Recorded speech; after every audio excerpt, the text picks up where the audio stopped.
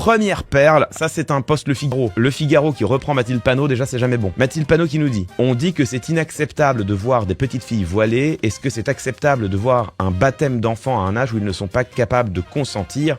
L'islamophobie tue. Tout à fait, je suis plutôt d'accord. Et alors, celui qui s'en empare évidemment, c'est Laurent Wauquiez qui dit: le projet de LFI en une phrase, on interdit les baptêmes et on rend obligatoire le voile.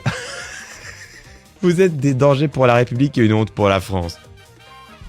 Non mais avec lui j'abandonne moi. J'ai plus les mots en fait pour qualifier Laurent Wauquiez. Bon, que ce soit un fasciste, c'est désormais explicite. Et alors à côté de ça, c'est quand même un homme qui fait preuve avec une constance désarmante d'une stupidité qui est en train de devenir proverbiale. Bête comme Laurent Wauquiez, c'est, je crois, dans les mois et les années qui vont venir, l'expression qui remplacera bête à bouffer du foin. Pardon, mais ce monsieur qui est quand même, rappelons-le, normalien et agrégé d'histoire, là pour à ce point-là ne pas comprendre une phrase pourtant d'une clarté diaphane, c'est soit une mauvaise foi mais qui devrait le disqualifier de manière absolument définitive pour s'exprimer dans l'espace public, soit une bêtise confondante qui fait de lui l'idiot du village dont, pardon, il faudrait faire attention à lui parce que c'est... Mais quand même, c'est terrible quoi. De toute façon, il y a de la bêtise, quand bien même il est de mauvaise foi, il le sait. Il y a la bêtise de croire qu'on va pas le voir.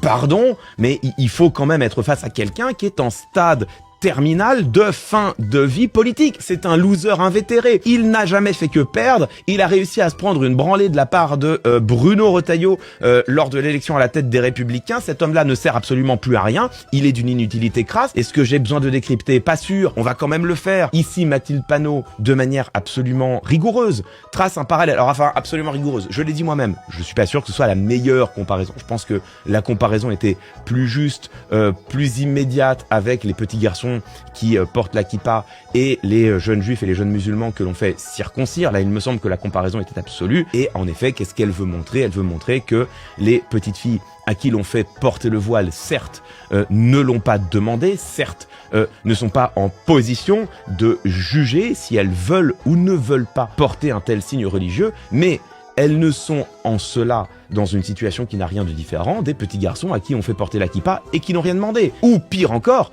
des petits garçons que l'on circoncis, qui n'ont rien demandé et qui ne pourront plus jamais faire machine arrière. Si on t'a coupé un bout du kiki, c'est plus compliqué de revenir dessus. Oh attention chérie, ça va couper. Et alors lui, qui fait mine de croire qu'elle veut interdire les baptêmes et rendre obligatoire le voile, mon contre-argument sera le suivant.